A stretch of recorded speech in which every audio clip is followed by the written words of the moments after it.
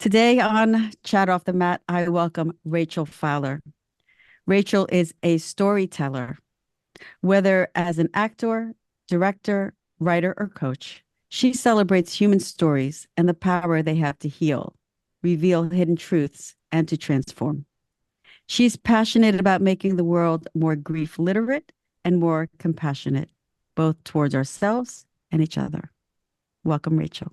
Thank you so much. Thank you. So Thank you. grateful that you're here. Yes, thank you Well, for being here. I'd like to start out by asking you to tell our listeners a little bit about your background and also the path that led you to do what you're doing today and what it is that you do. Amazing. Amazing. It's interesting. I feel like I have been, because I'm an artist, I'm a little bit of a jack of all trades.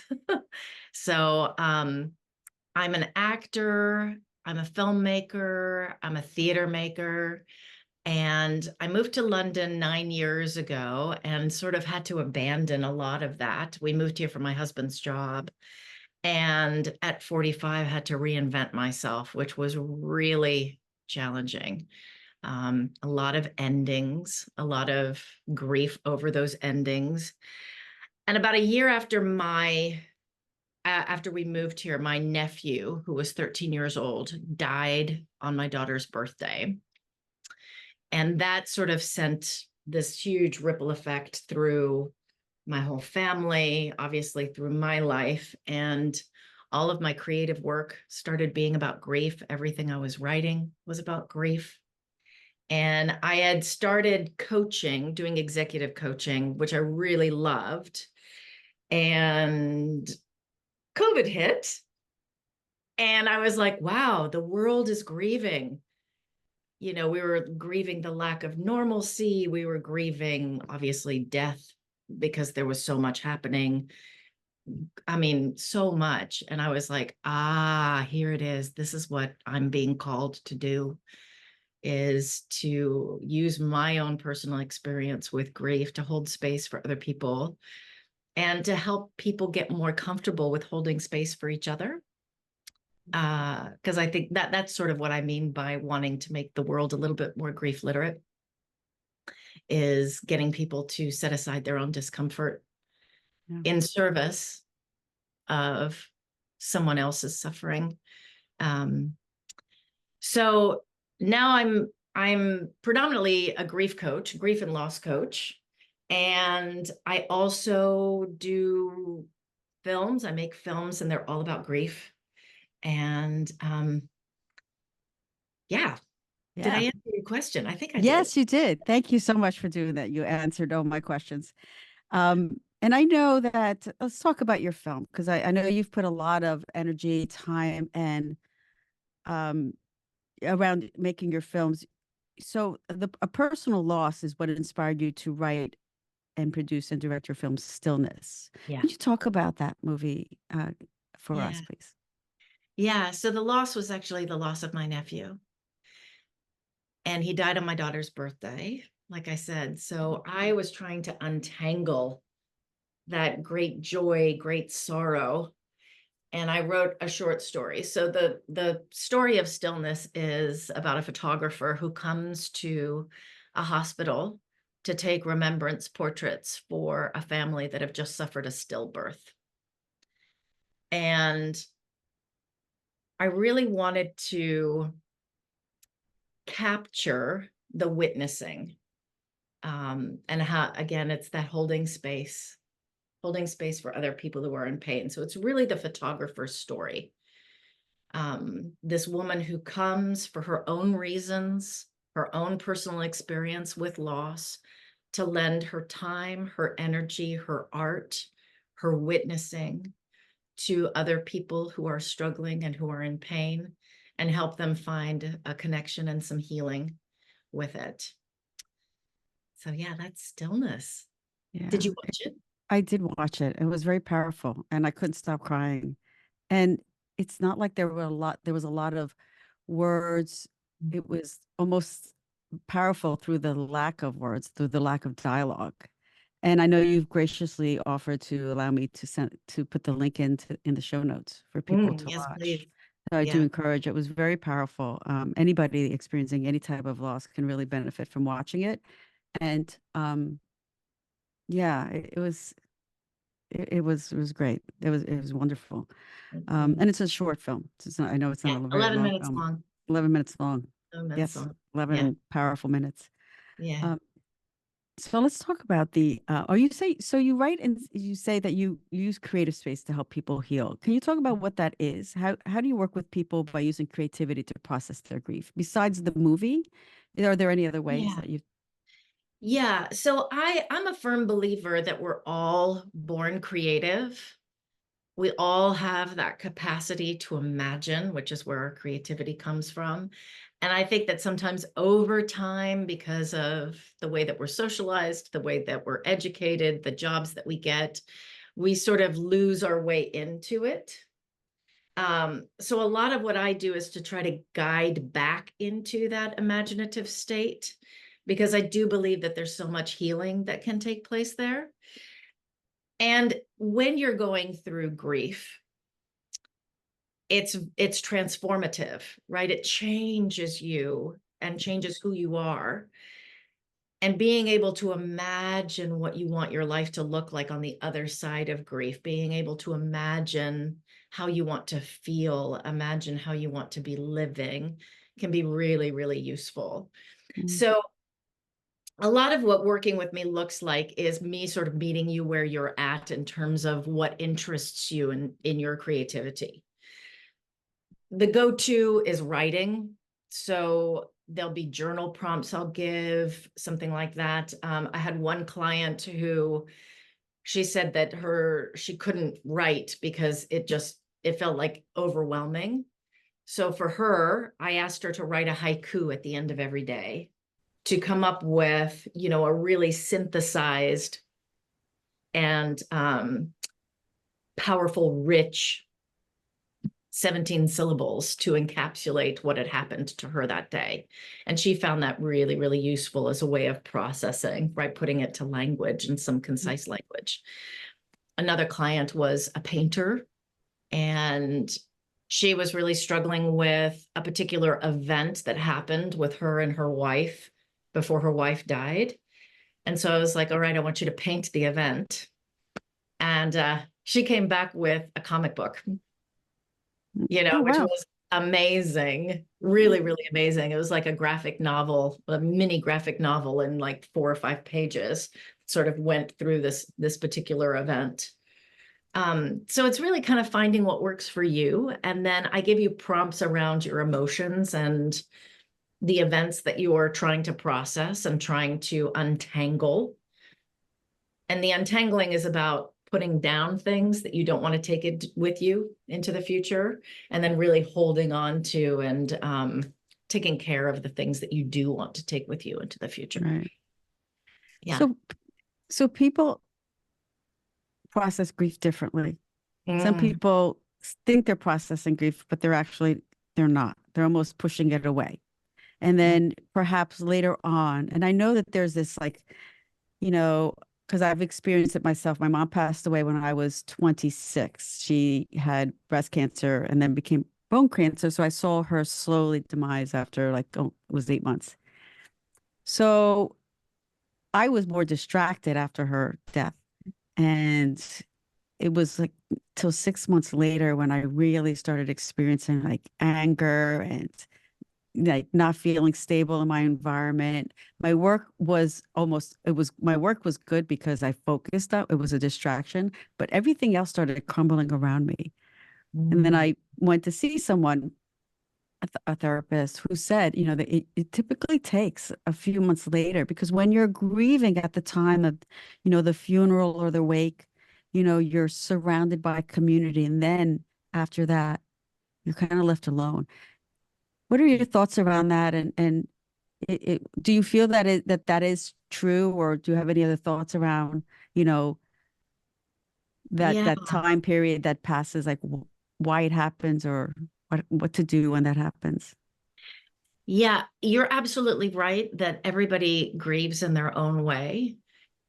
And everybody's grief is unique because everybody's relationship to whatever they've lost is unique.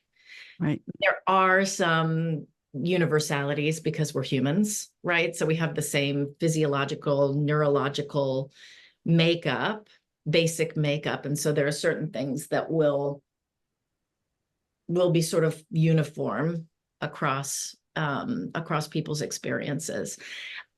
You know, if some of it also depends on your culture, Mm, right? If you've got a culture that embraces death, you know, like I think of the Irish where you like go to a wake and you like right. have a party around the dead body.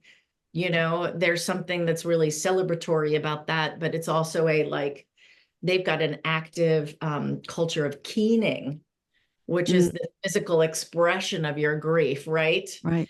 Right. Um, we've sort of separated death, made it like a medical event to be avoided at all costs when actually it's the most predictable thing that we'll ever Right. experience. And I think that there's a lot of bureaucracy around death in particular. So there's a lot of things to keep you busy Mhm. and not actively sitting with your grief, right? You're the estate's in escrow. You've got to manage the funeral. You've got to make arrangements for this and for that and for this. So it can it can be a Delay. distraction, Mm, a welcome distraction as well, giving you a task, right? Makes me think of that Colonel Brandon from Sense and Sensibility. mm, Give me a task, Miss Eleanor, else I go mad, you know? And those tasks can be useful because it can feel really overwhelming. Grief also manifests itself physically in the body, like depression, yes. the brain fog, the physical fatigue, the sadness, right? The lethargy, etc. And all of that is trying to deal with this absence, with this loss. I think at some point, most people sort of naturally come to the active processing of their grief. And if you're lucky, you've got a vibrant community around you that will support you regardless. I know when my father died, my mother, I mean, my mother's community is so beautiful.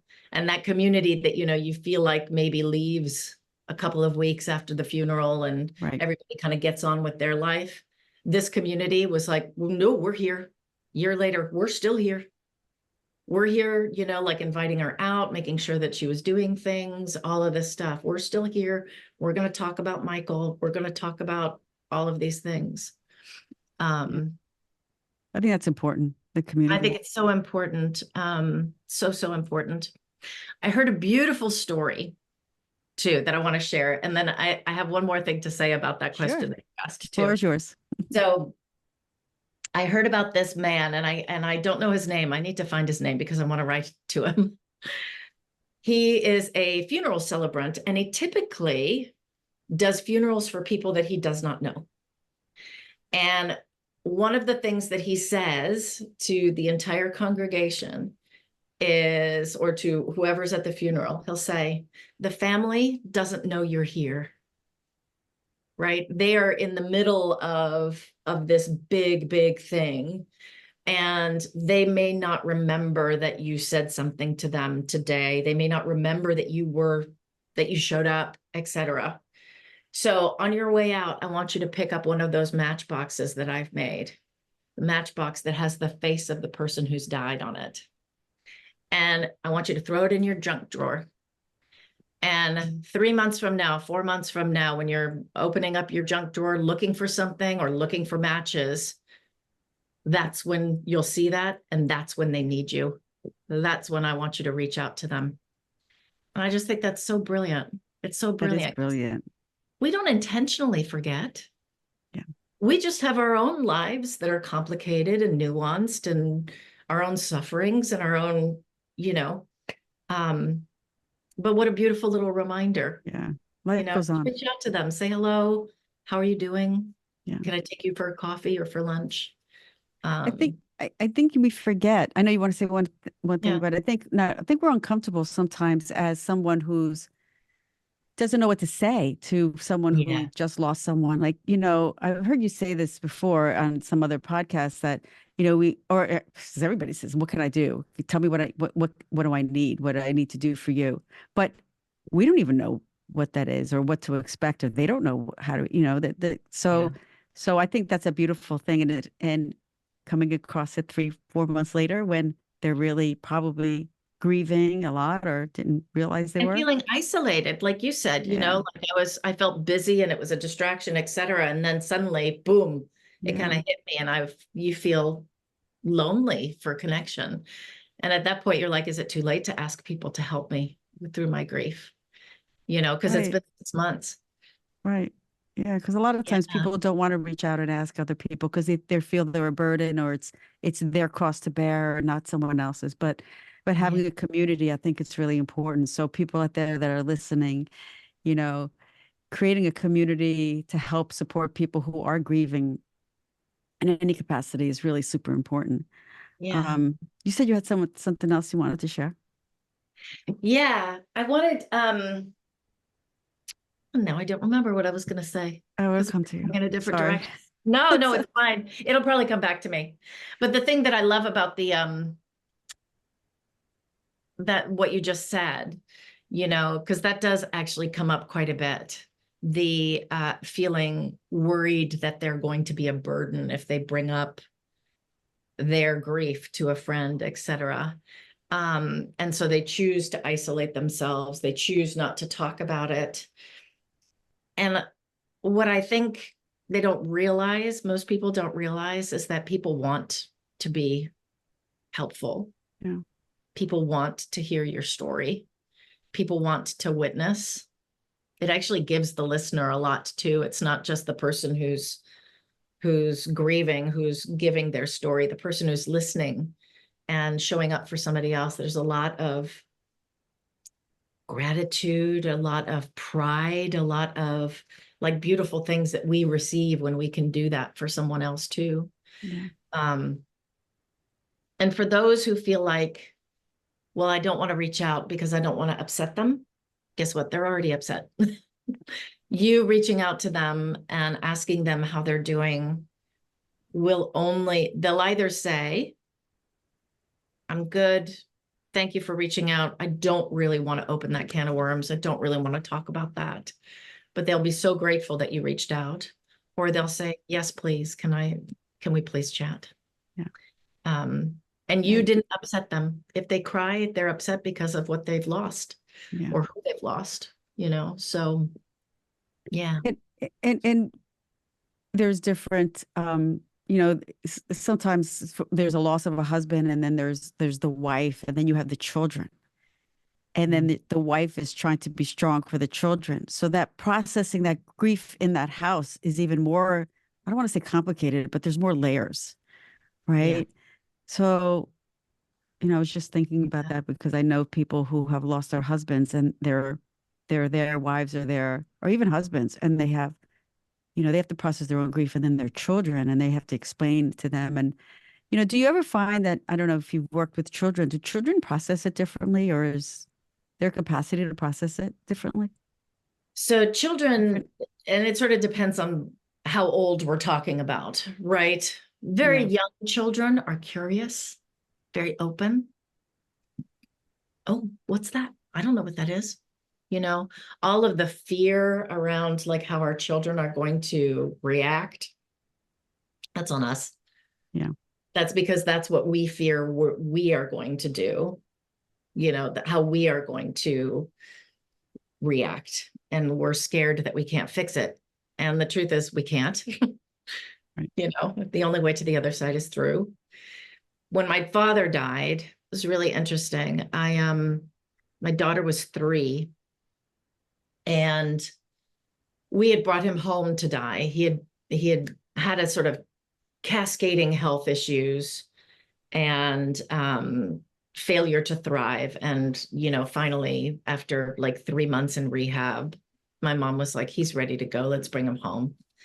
And he was in our living room for about 6 days. We cared for his body. We, gave him morphine. We talked around, we all hung out in the living room and talked with him. And My daughter would come and like play with his hand and, leave, etc. And he died early one morning, May 4th. And we all were really upset, obviously. And we cracked open a bottle of champagne and started telling stories about him and laughing and crying. And I was so nervous to tell my 3-year-old Right. that he was gone. And so I postponed it and postponed it and postponed it. Like he died at like 7:30 in the morning. And then I don't think I told her until about 3 p.m. And she basically, I was like, so, Grad's dead. He's gone. And she's like, oh, and she goes over to the body and she touches his hand. And she's like, oh, he's cold. And then she put the blanket over his hand. Hmm. And she wanted to give him a kiss. So I lifted her up and she gave him a kiss. And then she was like, okay, went off to play. Yeah. Later that afternoon, though, at 6 o'clock, when the funeral home came to pick him up and take him, that's when she got upset. She was like, who is this stranger taking him away? Yeah. And all of us were like, oh, of course. Of course, that's when she would be upset. Right. Yeah. I think that children are much more open. And if we can model the fact that we're sad and it's awful and it hurts, but we're going to be okay, that's giving our children so many tools to deal with any kind of heartache, any kind of uncertainty, any kind of difficulty, to be like, I feel all of this and it's huge and it's uncomfortable and it's painful and I'm going to be okay. A lot of self-compassion. And I know you work with people to, help them have more compassion towards either people who are grieving or themselves. Yeah. Yeah. We have a lot of judgment about ourselves and how we feel. Yeah. And I try About to help anything. people suspend that. Yeah, about anything. And having feelings about your feelings, it's very meta. And usually those feelings Yes. are like guilt and shame. And it's like, oh, all right, let's pull at that thread a little bit, Yeah. Yeah. I'd like to talk about now, maybe this is a good time to segue into you have a new movie coming out. And the reason why is because, I know that your movie talks about connecting with people who have crossed over while they're crossed over in this life, through signs and synchronicities. So can you talk about your new movie that you're working on? Yes, I can. Thank you. I actually just had my first planning meeting with my director of photography this morning. So it's very exciting to start to get an idea of how we're going to shoot this film, et cetera. So the film is called Somewhere Very Near. And the title comes from Henry Scott Holland's poem, Death is Nothing at All. I've only slipped away into the next room. It's a beautiful poem. I will send you a link of me doing the poem. Oh, beautiful. It's one of my favorite poems, and we actually used it for my father's funeral as well. And the gist of the poem is basically, I've only slipped away into the next room. I'm around the corner. I'm somewhere very near, right? So I'm going to tell the story of the film because I love it. I do too, because you tell me what it's going to be about. I did tell you. Yeah. I love it. I hope other people will love it as much too. So we're in a cemetery and we are following a very unlikely trio. There's an older woman in her 60s named Jace, who's very calm and serene. We've got a 13-year-old Brian, who's just bebopping around and doing cartwheels and other 13-year-old boy stuff. And then we've got 16-year-old Lena, who just does not want to be here. And Jason and Brian are trying to get Lena to come out of her shell and enjoy the cemetery, pointing different things out. It's very Neil Gaiman. It's calm and serene and it's beautiful. And all of a sudden, Brian's energy completely changes and he goes very, very still. And in the distance, we see a woman approach a grave and he watches her really intently, turns back to Lena, winks at her, and then goes to join the woman. And when he's with her, he blows in her hair and she goes, "Oh, Brian, my son, I still miss you so much." At which point Lena goes, "Wait a minute, we can communicate with them?" And Jace is like, "Yes, gently. I mean, they come here to visit us, but it could be a lot for them. So you have to send them something that they'll recognize as being from you. Like when my sons come to visit, I always send a starling and they know that I'm nearby because it's my favorite bird." And Lena's sister, Sarah, just then arrives to put flowers on Lena's grave. And Lena's like, "What do I do?" And Jace is like, "Well, what will she recognize as being you?" And Lena takes a couple of leaves and tries to make a heart on her grave. Sarah doesn't see. She tries to take some pebbles and put them in the shape of a heart. Sarah doesn't see. And finally, she takes 2 white petals off of the bouquet that Sarah has brought and puts them in the shape of a heart on her grave. And Sarah sees them and goes, "You're here. Oh my God, let me tell you what's going on. Oh, it's been so hard since you've been gone." And she just starts pouring her heart out. And Lena kind of cracks open, and the last shot is us as the audience and the camera sort of pulling out and watching the dead and the living commune together in the cemetery. I just got goosebumps the whole time you're explaining. Yeah. That is amazing. Thank you. Thank So you. the side you can communicate with the other side and they can communicate with you. Yeah. And it could be just conversation. Yeah. Yeah. I talk to my dad all the time. Yeah. I get signs from my nephew. I don't always talk to my nephew. I didn't have a very close relationship with my nephew for a number of reasons, including a very acrimonious divorce. But we called him Ryan the Lion. And I usually, most often, find 10p coins here in London. Depends. One that I found, I think it's right here. Yes, it is. So this And is one. they're not common, right? Are they common? Oh yeah, 10 pence. I mean, since COVID, really no, because we're becoming a Right. cash society, which that's a whole other podcast. Right. But this is an older one from like the 1990s, and it's got that lion on the back of it. Yes. Oh wow. So I found this last week, and I'm always like, "Oh, it's lion, it's lion." So Yeah. yeah, and I think it's about. I wrote this movie in part because that's a lot of the work that I do with my clients is finding a way to keep their relationship with their dead loved ones bright, active, evolving, even though that physical being is gone. That, to remind them that, they're neurologically part of who you are. And But they're ingrained in you, right? they're I mean, ingrained in you. Absolutely. right. Absolutely. Whether or not they're related to you or not. Because I even have my dog. My dog passed away. Pets are Mm, huge. yeah. Losing a pet is, and Family member. family member. And I mean, I think I miss. I don't want to say this. I miss him so much, and I talk to him all the time. And he shows up like through other pugs in other countries in like other ways. Like I was in London or in England last year, and I was at the Greenwich. My last day there, walking through the park. And I'm walking, and I'm like, usually see a pug on my vacations or when I'm away, and I haven't seen one. It's really weird. As walking through the gate, there's a pug that just walks through the gate, and I'm like, oh my goodness, there he is. Yeah. There he is. So, There he is. so anyway, so yeah, people talk about birds being signs, they're very typical, but spirit shows up in a lot of ways, I think. Yeah. Oh, Yeah. Yeah, I think so too. And I think spirit can show up in wisdom, mm, right?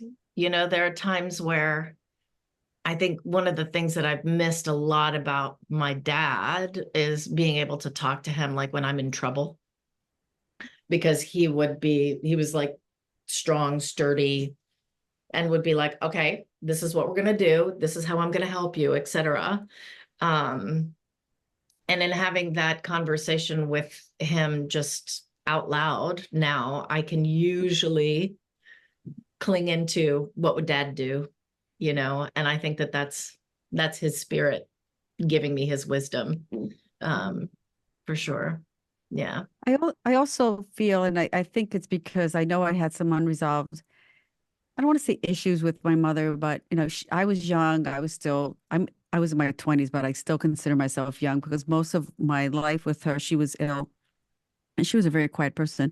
Mm. Um, but I think like even now I'm able to resolve some of these issues with her, even though she has passed. I've been able to connect, and I'm very intuitive, and I've studied mediumship and all that.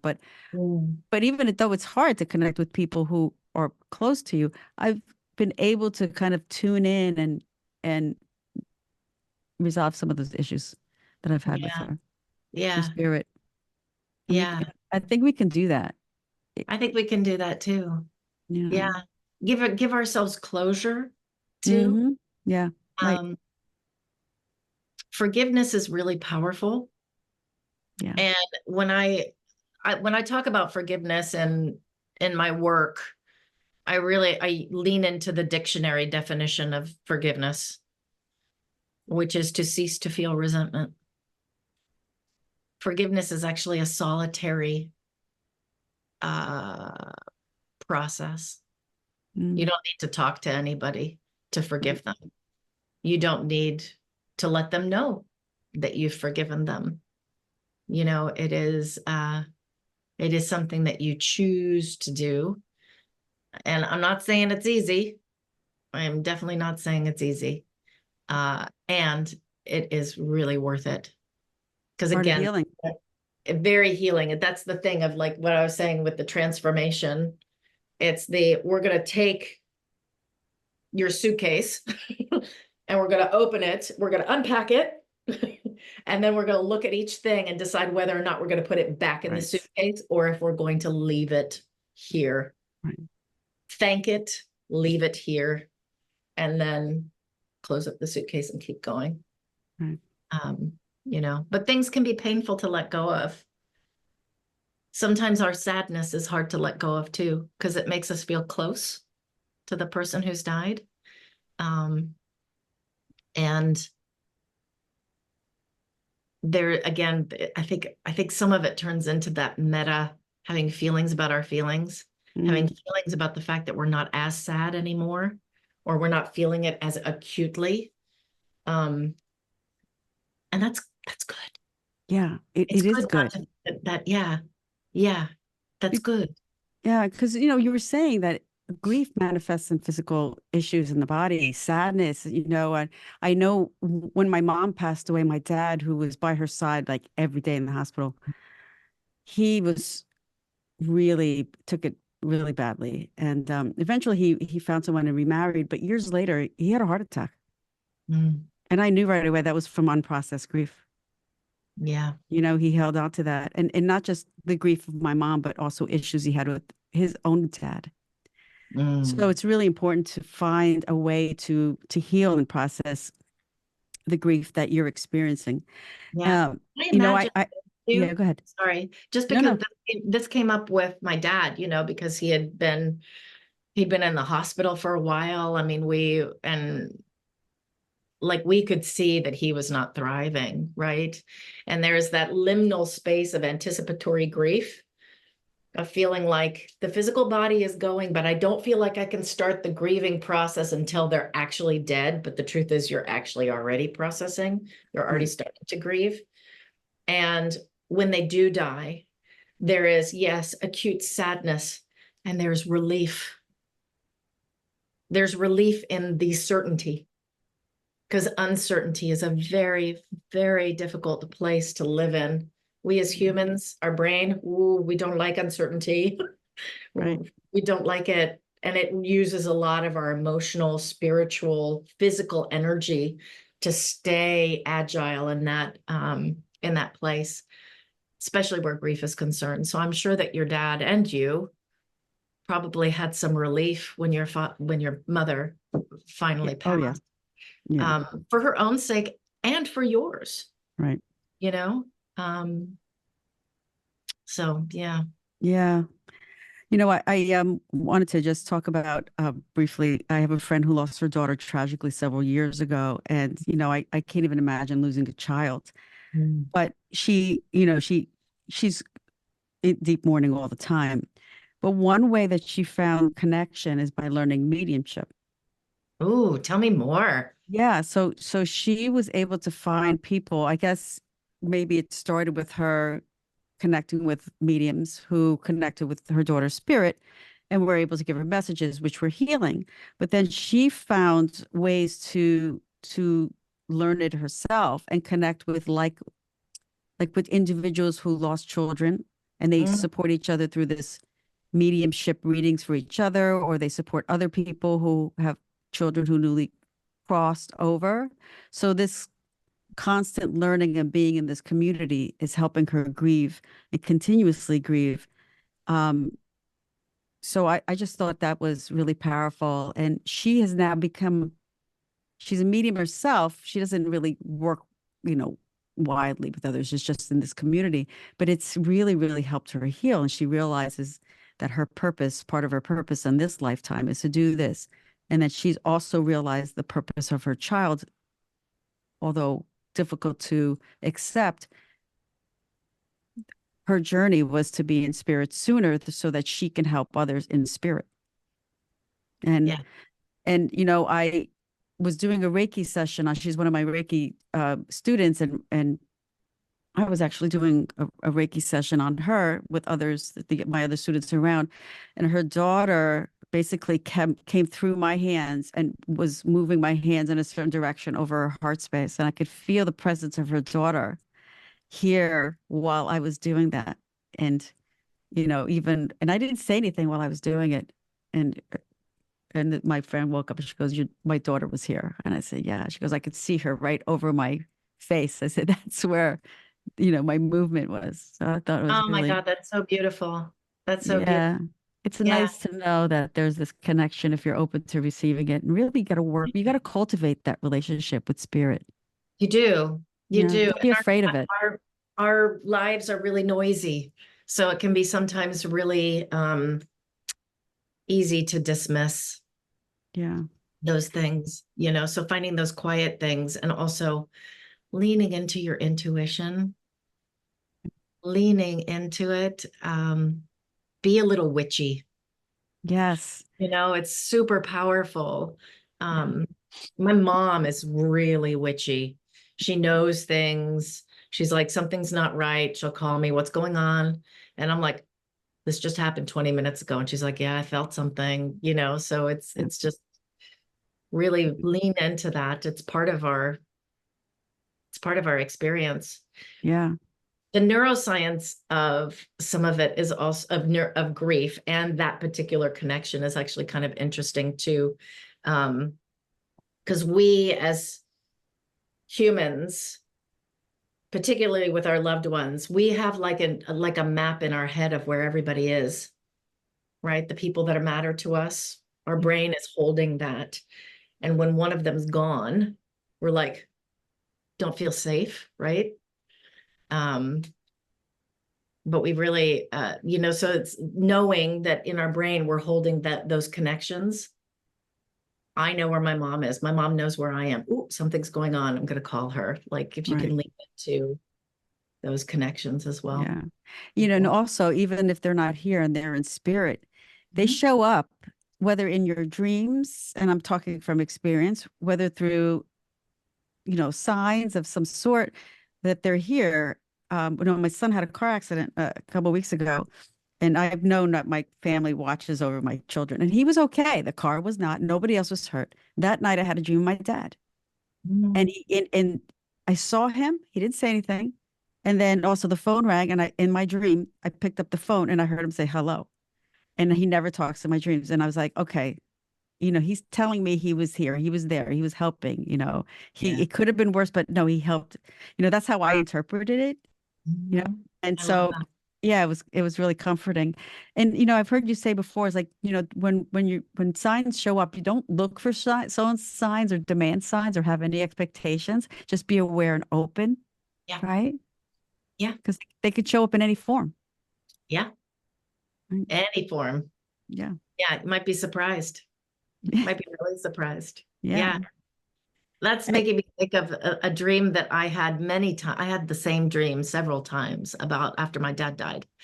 Because I think that, like, for me, the big thing that I worried about was that he was ready to go before my mom and we were ready to let him go, and worried that we had tortured him a little bit by trying to get him going through all of this rehab, all of these procedures, etc.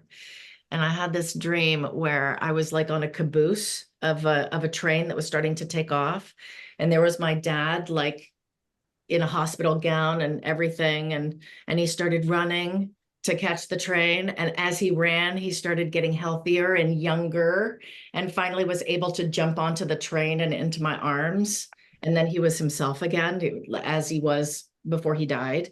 And I took that dream, I had that dream several times, but I took that dream as my dad saying, I'm okay. yeah. Okay. And it was worth it. It was worth it to try. Yeah. I'm Oh, okay. I love that. I want to share one more dream because this is it. I Yeah. just find that they're powerful.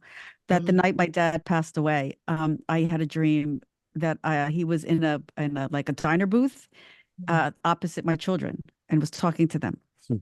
And then my son, that day, my one son, they were 8, 9 years old when my dad passed, 10 years old. He said, "Mom, yeah, I had a dream that Nona was in a booth with us and he was talking to us. He had the same dream."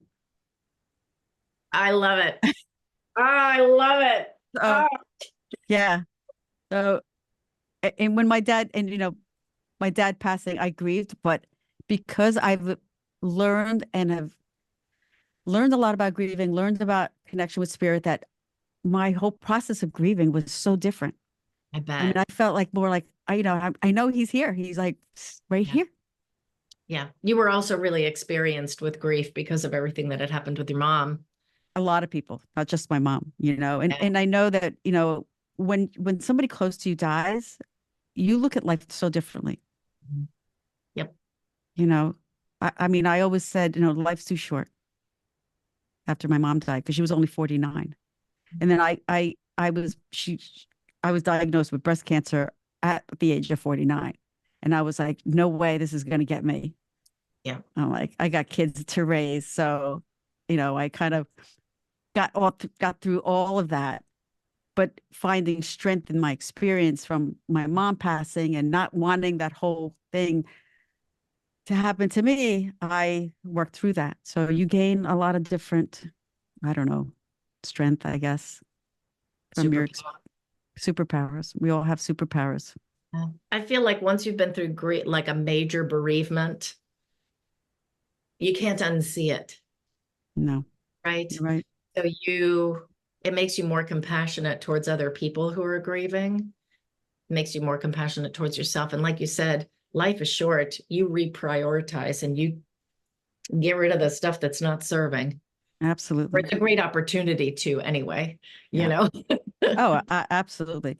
You know, I know that we've talked a lot about grieving from the perspective of people dying in our lives, Yeah. but there's also other times in our lives or experiences that make us grieve. And you help people with that as well. So major transitions in life. Can you talk about that? Yeah, Yeah. I think that's really Yeah. important.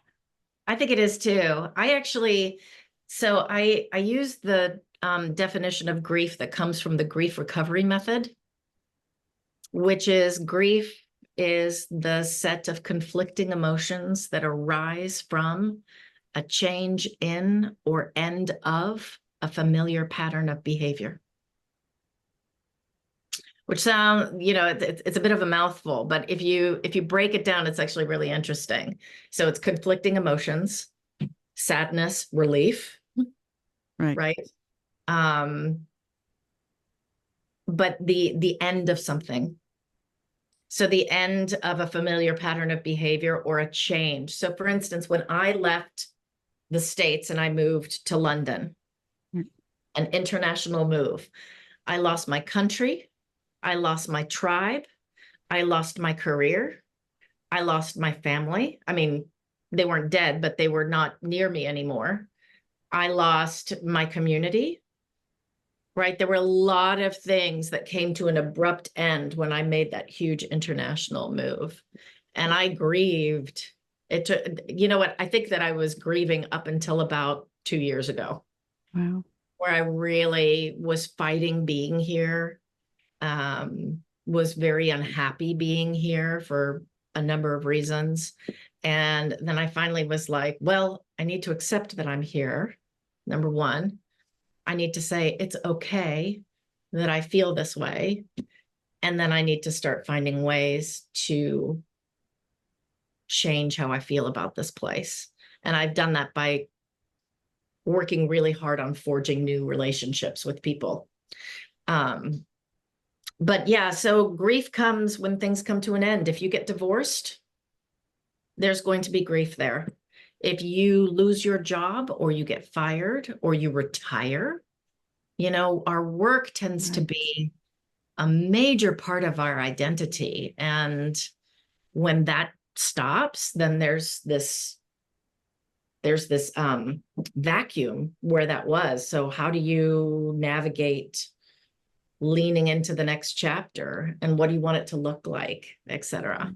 So I've helped people through divorce. I've helped people through job redundancies. Empty nesting. I haven't helped anybody through empty nesting yet, That's but I'm huge. sure that will, I'm sure my sister is about to go through it. So her son goes to uni and it's the last one. So she's sort of like, I could see her kind of going, I don't know what I'm going to do. I don't know what I'm going to do. You know, like I like my life the way it is, but you know, I hate that word. Should I be doing something different, et cetera, et cetera, et cetera. Yeah. Empty nesting, you know, people, women, I'm going to say women, we pour our heart and soul into raising our children. And then, you know, they're not around. So we need to find a new purpose, a new hobby, something. Yeah. Where we're feeling useful, yet also enjoy the life that, you know, we did what we needed to do. And now we have this time. So we can do anything we want. We can do anything we want. Yeah. Yeah. I think you're right, though. I think like when I think about philosophically, right, what the meaning of life is, big esoteric question. I think it's purpose. Yeah. You know, and it's purpose and relationships. And those are the things that make us happy or unhappy. Money, money's a necessity just because of the structure that we live in.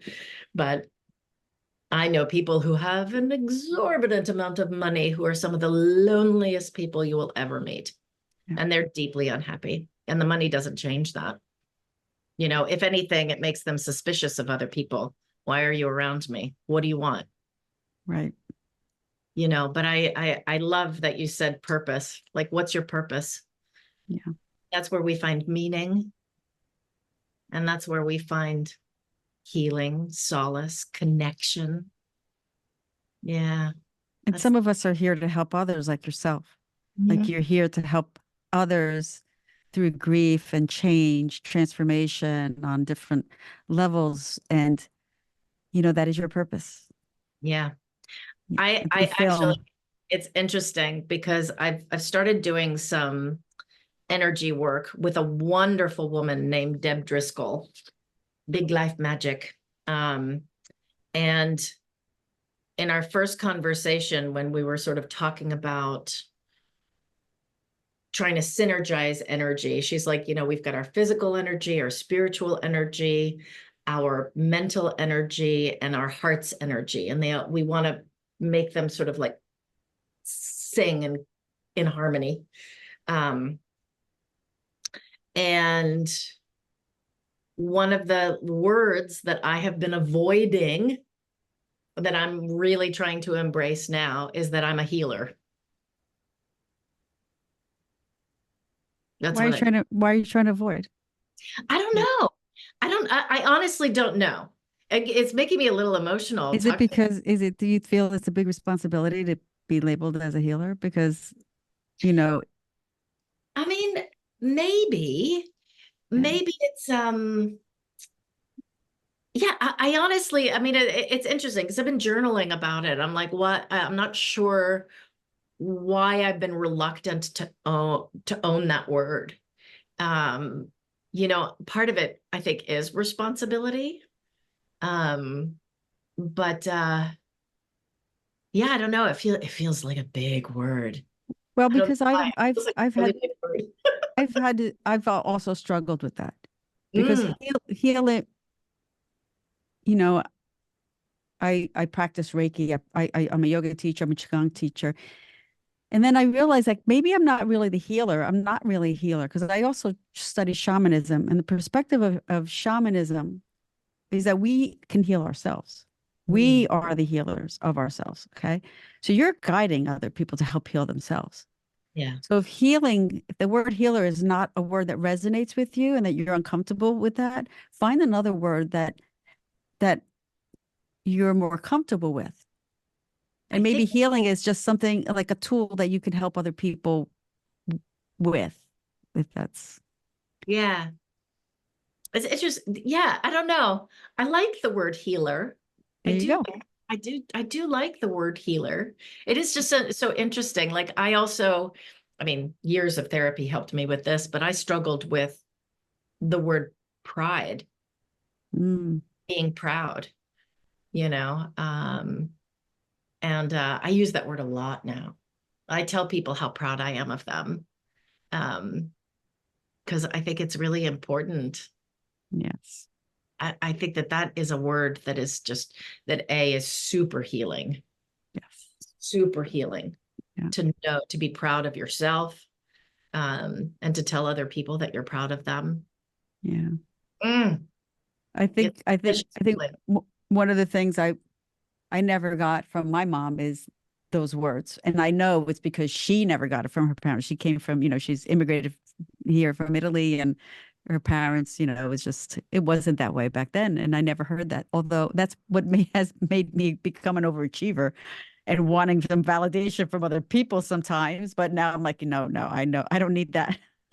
I know I'm okay. I'm proud of myself. So, And but you've yes, broken that cycle because it's yes, very easy for you to pass along that same to my kids. cycle of, through your mothering. Yes, So, right. Well, that's one thing I have to say that what I've learned from, I'm not at the same type of mother that my mom was because I've learned from how she was and what I experienced and what I've learned to heal mm, and how different I want to be towards my children. yeah, And so that's a big lesson for me. But that takes awareness and that takes wanting to open up those wounds and put a little salt on them and see what kind of burns the most and work from there. That's where like being your own guide, but I've done a lot of the work. So, mm, I know a lot of the tools, but yeah, yes, I love that you're a healer and you're helping other people heal. And that's so important because life is too short. We want to move out of the grief. We want to be able to embrace transitions and changes, divorce or empty nesting or anything, yeah, midlife crisis, yeah, whatever, exactly.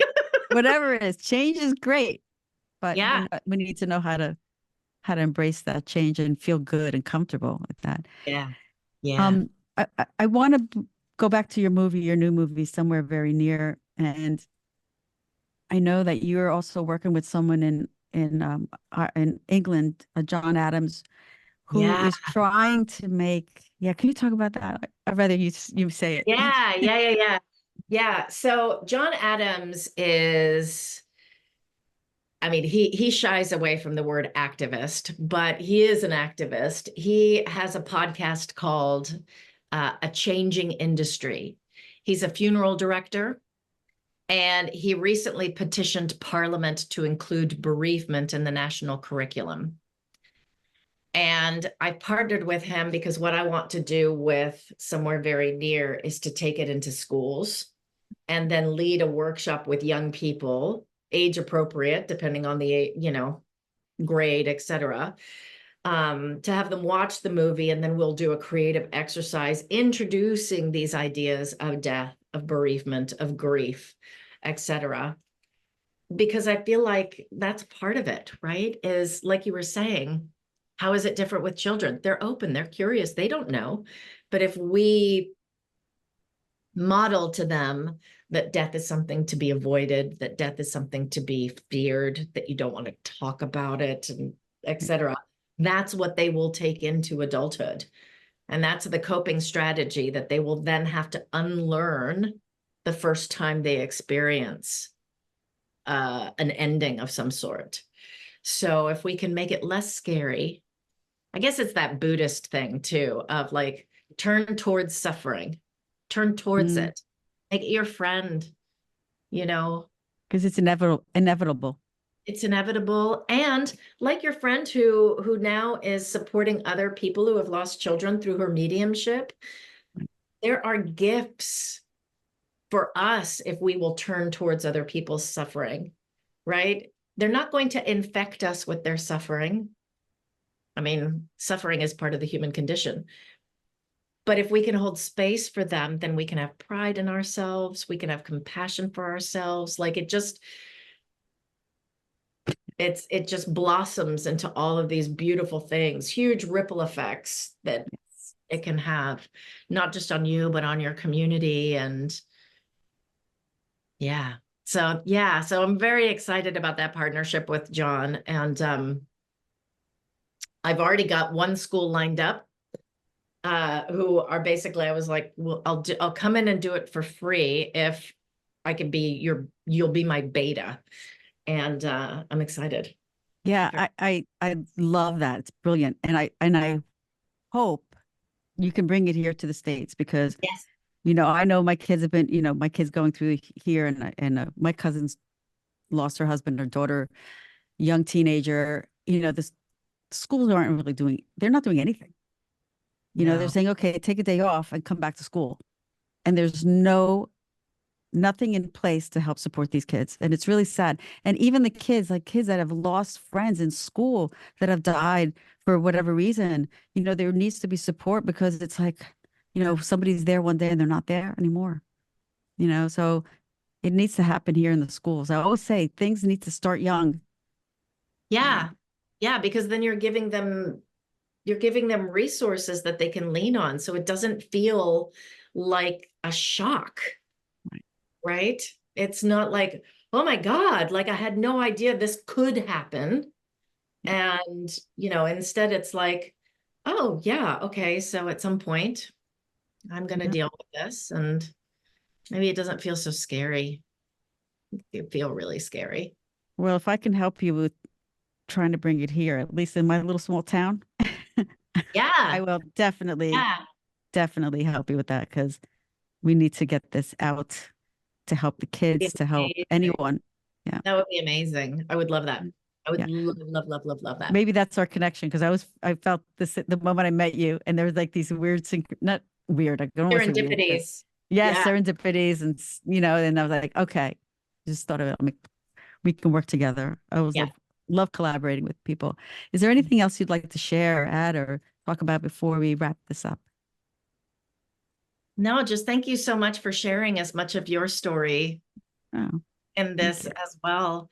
Um, and yeah, yeah, I'm so glad we're connected, and I really Me too. enjoyed this chat. Me So too. I wish you success with your new film and your journey as a healer.